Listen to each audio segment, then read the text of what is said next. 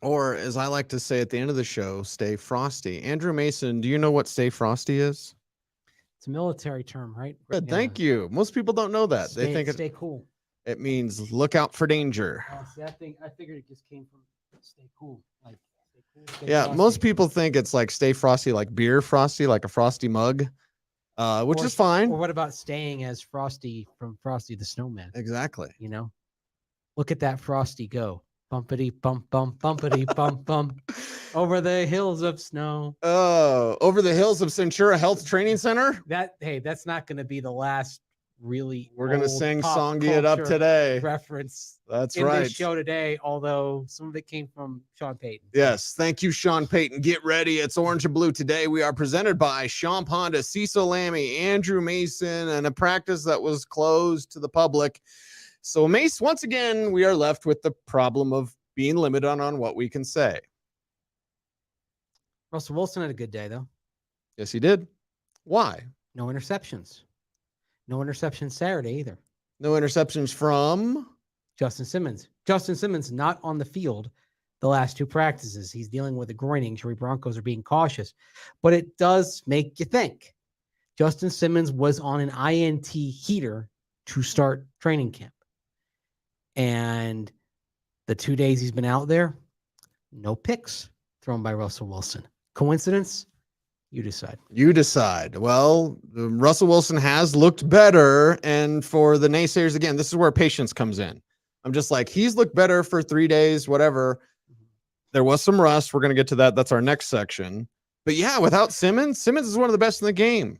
That knows the down and distance, knows the play design, knows route combination. So yeah, I bet it's nice for Russell Wilson not to throw those picks, though. Well, and also you can say Justin Simmons maybe knows this offense almost too well.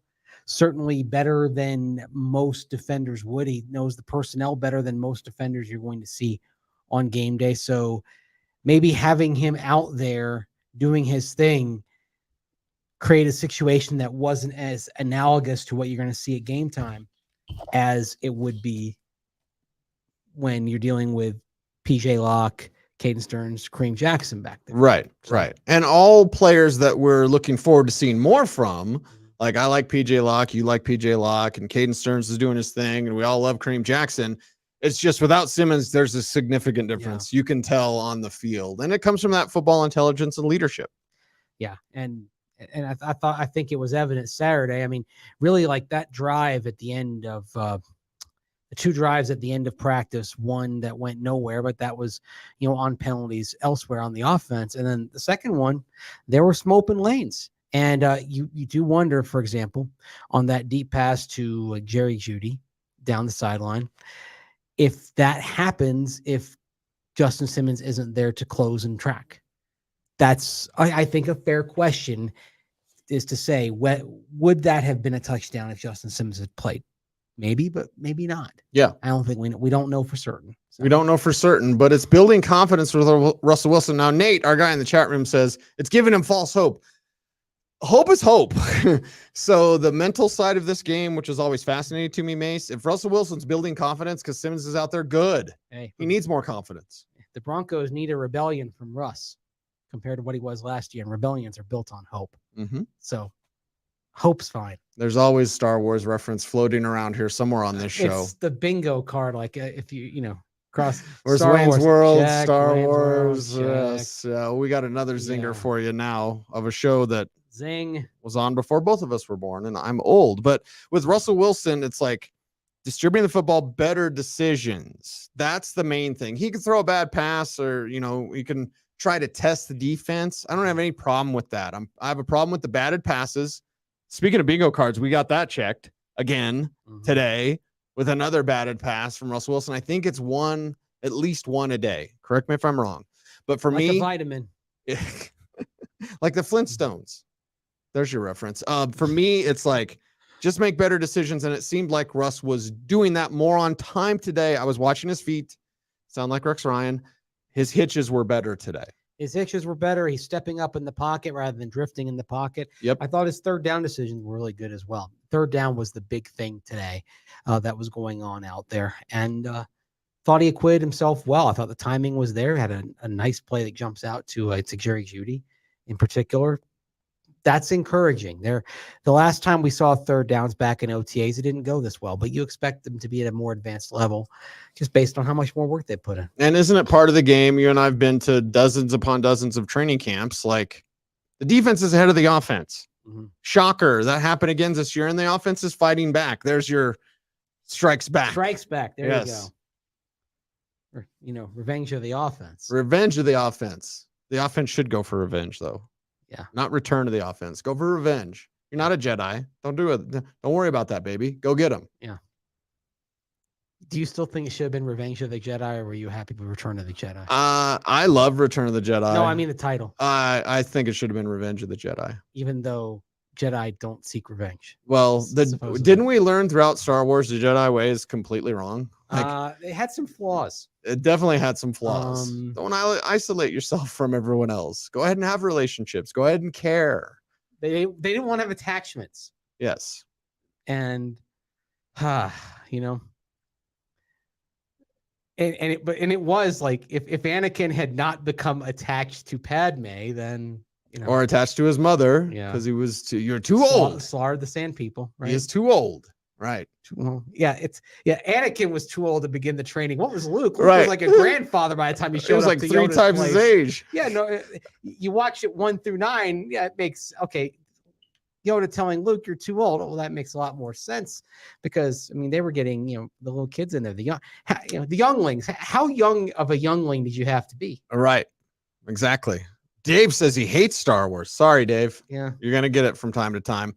Nate says glad the starters are gonna play, and we got more clarity on how much. About 15, 17, 18 snaps. What Sean Payton said. He wasn't exactly sure, and he said it's going to be a snap thing. It's like a pitch count in baseball, not.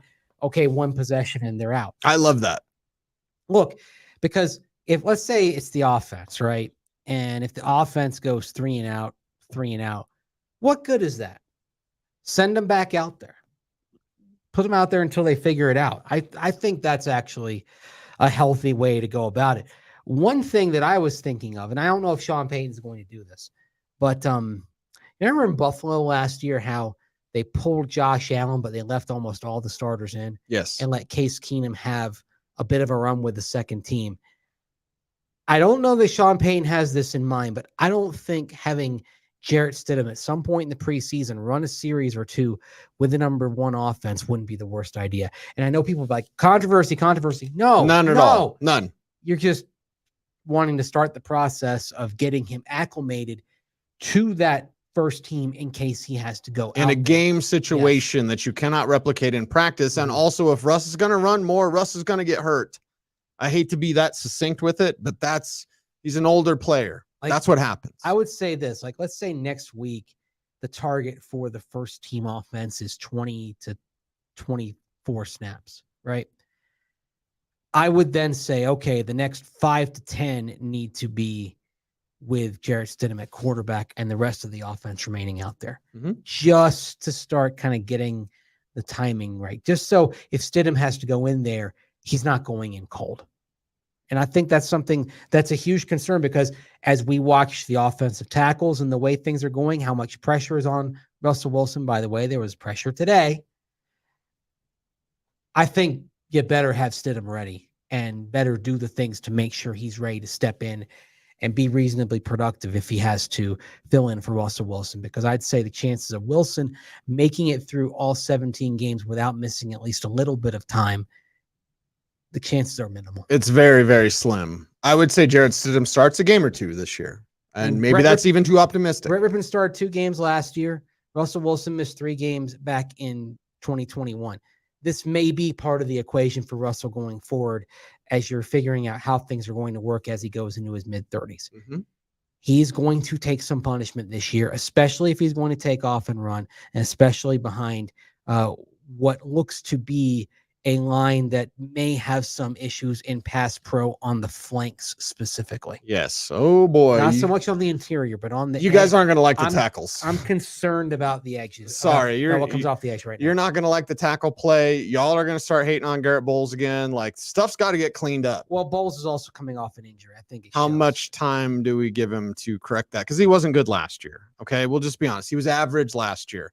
In the year where they didn't have any fans, he was awesome. Well, fans are back, and Garrett Bowles hasn't looked good in a while.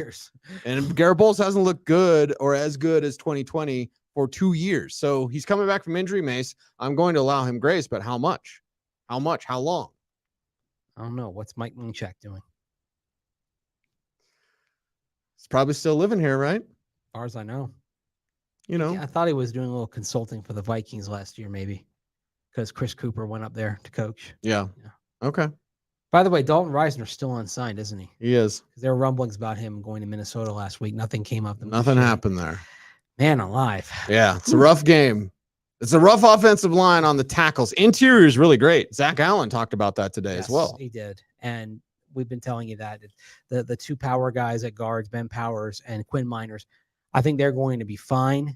Although it is interesting to watch Jonathan Harris go up against Quinn Miners, because I think Harris has got something figured out against number 77. Yes. So. Yes. Who has great balance and leverage, but Harris is making plays. So one of those players, like, we're seeing a player that maybe we had certain expectations for outplay those expectations. This is what happens a week into camp. Weekend of camp, Mace, for me, it reminds me of the Senior Bowl. I'm checking boxes. I've seen this before. Yeah.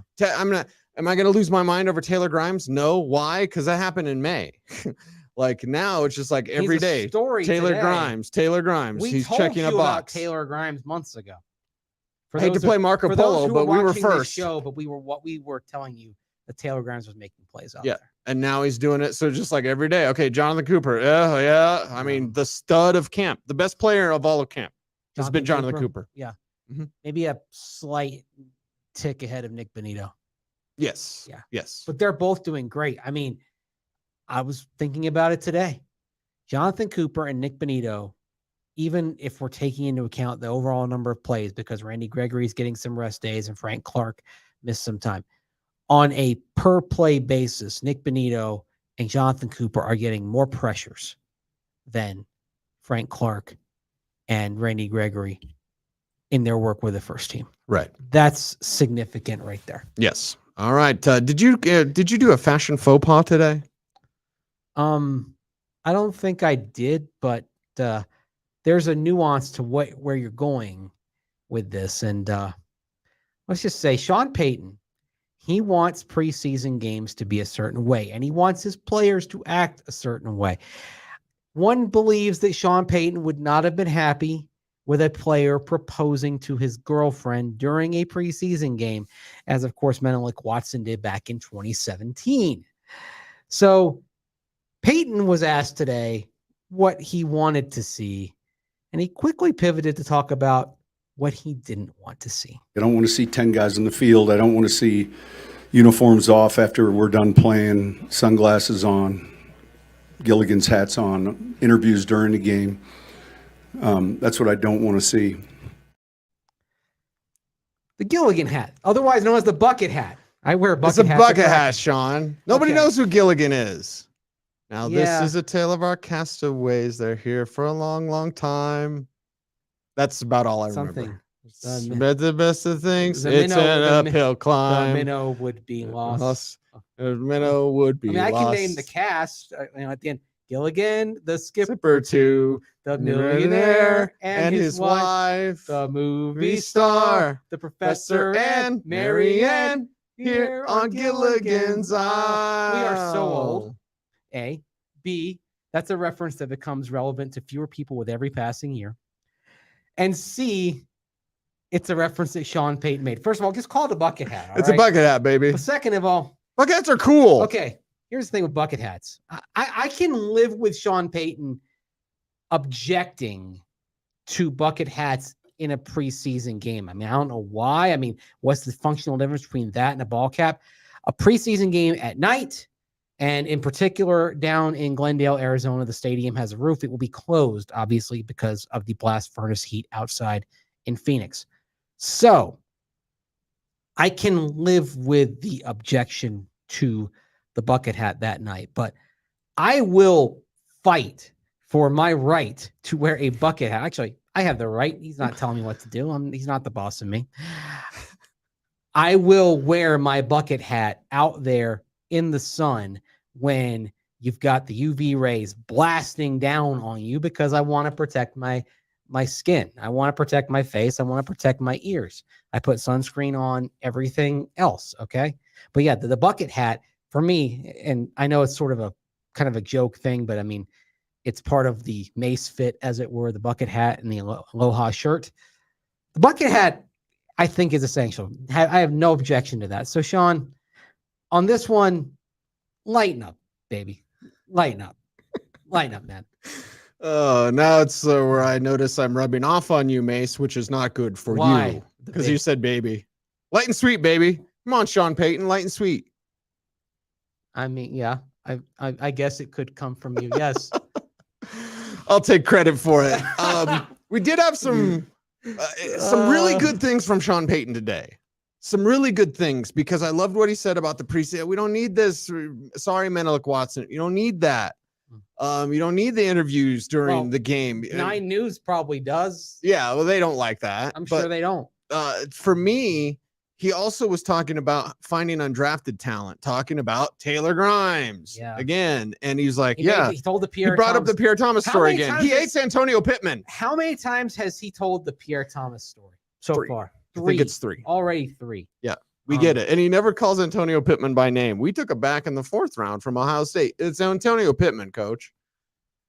Well, he doesn't want to throw him under the bus. He's trying to be nice. For him, it's more of a pro Pierre Thomas story, this undrafted guy emerging, rather than an anti Antonio Pittman story. But I loved it. Give him credit for being positive. I'm like, professional. Don't throw more dirt on the career of Antonio Pittman, right? Just use it as a positive for for Pierre Thomas. Just like I'm not gonna shovel anymore on Monte Ball just because it was a great story that CJ Anderson.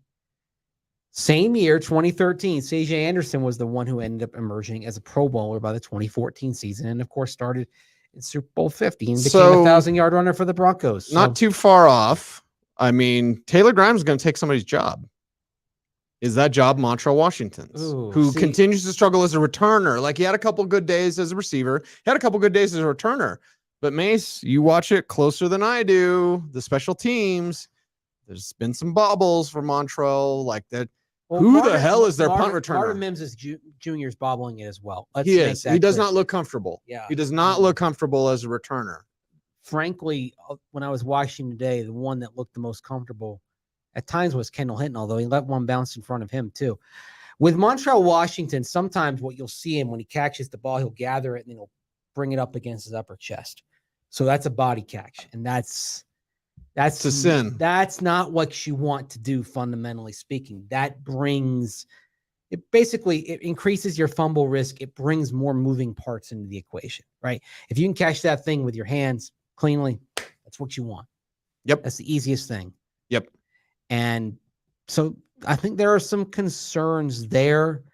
Look, I think the punt return is still coming from on this team. I don't think they're going to go outside for a punt return. I think it's still someone who's there, but it's a little wide open right now. Okay. I noticed on the rough start, we won't get into specifics, but there were some drops, and that was concerning for me because you just come back from a day one-on-one, and in one-on-one, there was drops that would have been touchdowns, even one against Sertan. That would have been a touchdown right through his hands. Yeah. But so I was concerned at first, Mace. And as practice went on, they got to teams 7-on-7. Okay. Now the drops were over, but there was a period today. It was like, wow, you guys took the day off and look real good. Yeah. You had some top receivers dropping passes too. Mm-hmm. As they said in Raiders of the Lost Ark at the end, top men. Working on that. Top men. Yes. Uh-huh. Yeah. But it got better after the rough start. So that's what you want to see. You don't want to see the rough start, but if you do, finish strong, gentlemen. And they did. Did the dust up have anything to do with it? What? the little dust up. I know it was backups. There's Christopher Allen in there somewhere. The dust up was later. The dust up was later, but did that maybe sharpen every? Because the play seemed to be better after post dust up in practice. You notice that? Yeah, I mean, there was some. Don't get me wrong, it wasn't perfect. I mean, there was one where Russ missed Dulcich high. Yeah. That one to Judy, though, where he just rocketed it in. Oh, that was nice. We were field level for that one. It was beautiful. Yeah. Thing of beauty. There was some stuff to like in red zone today for the offensive side. But again, that compressed field, it's a little less daunting when you don't have number 31 ball tracking back there. Mm-hmm. So it's like a heat-seeking missile. That's for sure. But I thought third downs, there was some good stuff, and red zone, there was some good Almost stuff. Like Justin Simmons, call the ball. Roger, Justin has the ball. God, my mind is addled. Mm-hmm. I'm sorry to say. Yeah. It's orange blue today. My mind is a complicated place. It is. We're presented by Sean Honda. Can we talk about another Joker? A potential Joker? Are we going to say it with a soft J? The Joker? Joker. Listen, Coach talked about the play. Yeah. So we don't have any problems with talking about what Burton's doing at fullback. And that's why there's 3 running backs that are going to make it. And by the way, this Javonte stuff, I don't know where that's coming from. And all due respect to anyone who watches practice out there or in the media, whatever. I'm not throwing anyone under the bus on the air. Anyway, but if you're saying Javonte's not looking good, you're not watching, okay? Because I've gotten some questions from fans. I'll tell you off air. But there's some people in the media that are saying Javonte isn't looking good. That's completely wrong. So they're going to keep Javonte, Samaje, probably Jaleel, and then Burton at fullback. He looks, first of all, Javonte looks good. And if you're grading on the curve regarding the injury, he looks great. He looks great. Okay? Yeah. So what he's doing is remarkable out there. Second of all, Michael Burton. First of all, Burton is making as many athletic catches over the course of camp as somebody like Greg Dulcich. Right. The guy can get up and grab the ball and make a play. Yeah. So that's one really positive thing that you keep seeing from him. Another, the reliability of the hands. He's a trustworthy target back there. And the play that Sean Payton talked about, we can allude to, just scoots open in the flat, and it's touchdown. Yeah, short motion right there. Boom. Yeah. Nice pass by Russ, and Burton made an athletic play. Yeah. But instead of like just making the play and catching it and then kind of stumbling, like it was, athletic catch, tuck, run, touchdown. He's fluid. He that's the word I was going to use. He's very fluid in the pass. Can you believe that? A fullback that's not Kyle Juszczyk, who's a tight end, everybody. Fullback. A fluid fullback. Fantastic. Flipping awesome. Yes. Yes. Oh boy. There's a lot of alliteration we can have. There is. For a fluid football fullback. Flipping Michael Burton. He's flipping awesome. Yeah. He's going to make this team, everybody. He's going to make this team. He's going to get some snaps. And the fullback is a joker. The joker's not a wide receiver. So the tight ends are jokers. Adam Troutman told me this last week. Like the joker there's lots of guys that are jokers. And Burton seems to be one of those guys. Hey, he doesn't have to be a tight end. Doesn't have to be Troutman. Manhurts is making plays as a receiver. He's already a mammoth as a blocker. Amazing. The tight end playing time dispersal is going to be interesting. It is. I don't think it's going to go the way fans want it to go. Because blocking matters, especially when this team is going to run the football. Run. I believe this team will end up running more than it throws this year when all is said and done. More runs than passes. Mm-hmm. And if you're going to do that, you got to have some plus players in the blocking game. And if you're going to do that, that means you're playing Chris Manhurts and Adam Troutman. That means you're not playing Alberto if he even makes the team, and you're not playing Greg Dulcich. Not on certain packages. You'll get Dulcich out there. And he'll make plays. Yeah. I mean, he's a playmaker. They keep trying with Alberto. Have you noticed? Like they do. They do keep giving him We can't say what they were saying to him today, and I wish we could, but there's encouragement for Alberto, and he's just trying. Like it's not clicking with him, though, and I feel bad because maybe it's got to happen in a game. Maybe that's a I'll probably gamer type thing. I'll probably write something heading into the game about players that I'd like to see show out in this game, and one of them is going to be Alberto. Get some confidence, make a play. If you do it as a blocker, great, but make a play, show something, out there. Mm-hmm. It's tough right now. And we talk about those tight ends. There's not room at the end for all of them. That's true. Roport asks how many are making it. Like Manhurts, Troutman, Dulcich for sure. Yes, and the question is, do you carry a fourth? But the problem with Albert, you're carrying Burton. Yeah. He's making it. And here's the problem with Albert O. If he's your fourth tight end, he doesn't play special teams. Same thing as last year. Yeah, right. You can't do that. Your fourth tight end, if he's going to be up, has to be involved on teams. Manhurts has a role on teams. Troutman's role is a little bit more limited, but right, he'll see some snaps on teams. We do have Burton, one if thing, you're counting him as a tight end or a running back room, fullback, like F-back, whatever you want to call it. Mike Burton's going to play a lot on special teams. So we have to abbreviate the show today because I'm on the drive. Apologies, everyone. Tune in, YouTube, blah blah blah. But we do have one question. Drive at 5 p.m. Mountain Time. Drive at 5. We're running all the radio stuff, and I'm doing Denver Sports Tonight at 6 p.m. with Will Peterson. So we got plenty of us, and tomorrow we'll be able to say more. So make sure to stay tuned for that. But before we're out of here, this one's a big one. Mike asks about the Josh Jacobs rumors.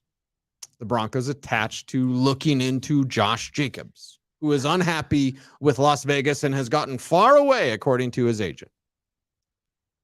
You'd have to trade for him. With a division rival. Hey, do you investigate it? Yes. Is this likely to happen? No. Because they're not, in all likelihood, unless they have nothing else in front of them, I don't think they're trading him to a division rival. And especially when Josh Jacobs has been a reason why the Raiders have beaten the Broncos so consistently over the last few years. So, yeah, rumors. I don't think this rumor is worth anything. I don't think Josh Jacobs is coming. It ties into the Javonte reports. And again, God bless everyone that comes to training camp, but Javonte is not looking bad.